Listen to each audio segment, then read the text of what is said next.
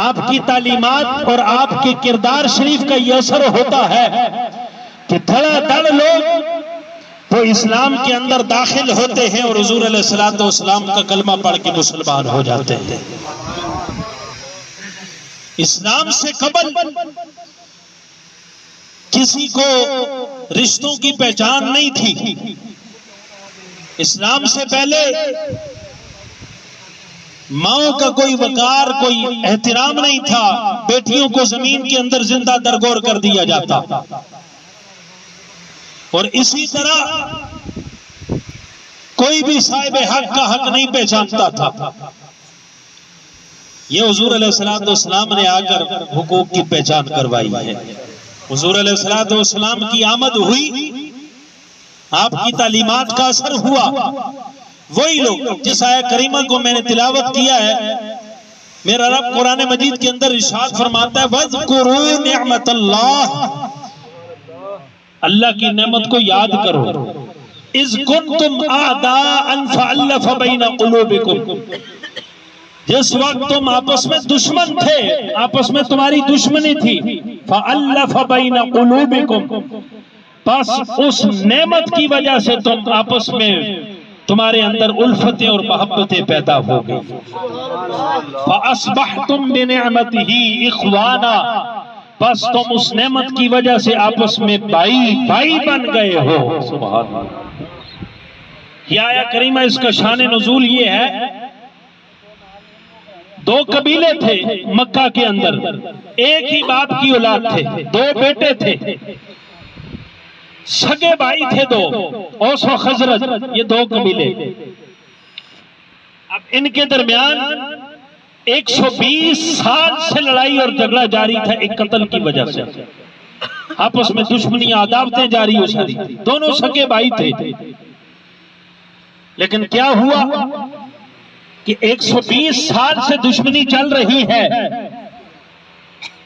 تو جب حضور سرور انبیاء صلی اللہ علیہ وآلہ وسلم ان لوگوں کے ذہنوں کو تبدیل کرتے ہیں، تعلیم مصطفیٰ ہوتی ہے، لوگوں کے ذہن بدلتے ہیں، وہی 120 سال کی دشمنی والے لوگ جو آپس میں ہیں، بھائی ہیں، ایک باپ اور ایک ماں کے، ان سے اللہ نے ان کو سلسلہ چلایا ہے، تو اب وہ 120 سال سے دشمنی میں ڈوبے ہوئے ہیں، ایک دوسرے کے خون کے پیاسے ہیں، لڑائی جھگڑا کرنے والے ہیں۔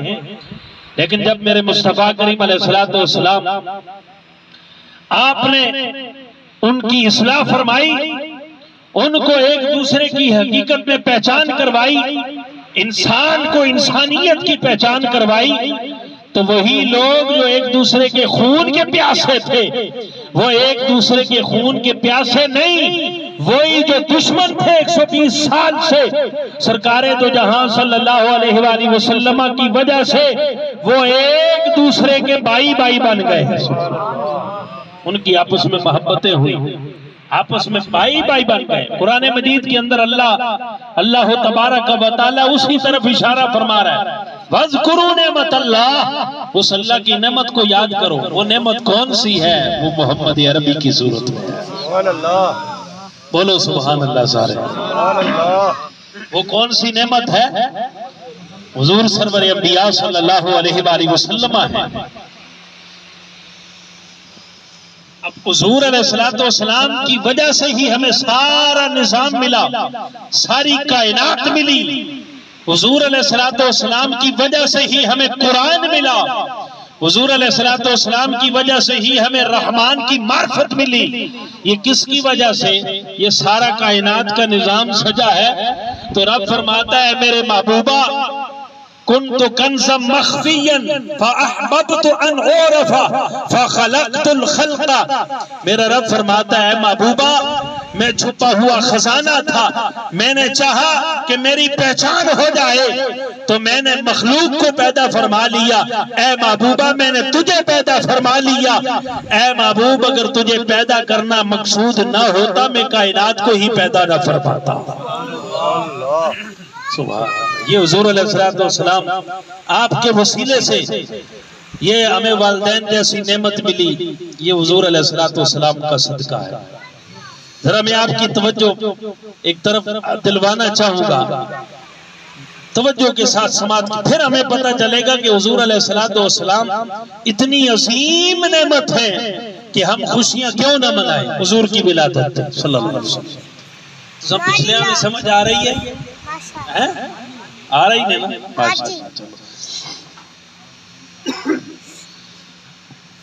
حضور علیہ السلام کی آمد سے پہلے جس گھر کے اندر بیٹی پیدا ہوتی تو بیٹی کا پیدا ہونا گھر میں اتنا عیب، بڑا عیب سمجھا جاتا کہ وہ بندہ گھر کے اندر پابند ہو جاتا، وہ کہتا میں باہر جاؤں گا لوگوں کو کیا منہ دکھاؤں گا کہ مجھے اللہ نے بیٹی دی ہے، مجھے بیٹا نہیں دی۔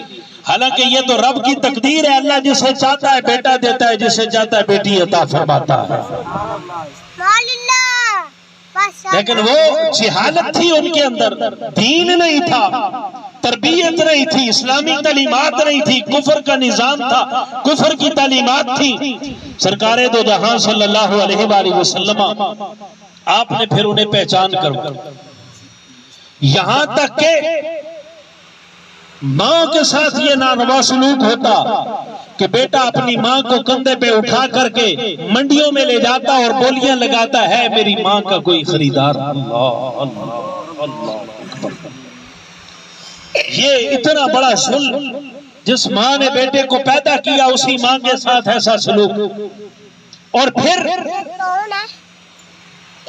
باپ اگر کسی عورت سے شادی کر لیتا ہے تو اب اس کی اولاد پہلے سے ایک موجود ہے، تو اب جس کی وہ ستیلی ماں بن جاتی ہے، تو جب اس کا باپ فوت ہو جاتا تھا، اب بیٹا موجود ہے، اس کی ستیلی ماں بھی موجود ہے، باپ فوت ہو گیا، جس طرح بیٹا اپنے باپ کی وراثت کا حقدار بن جاتا تھا اسی طرح ہی وہ اپنی ستیلی ماں کا بھی جس طرح وراثت ہے اسی طرح وہ مالک بن جاتا۔ اللہ اکبر۔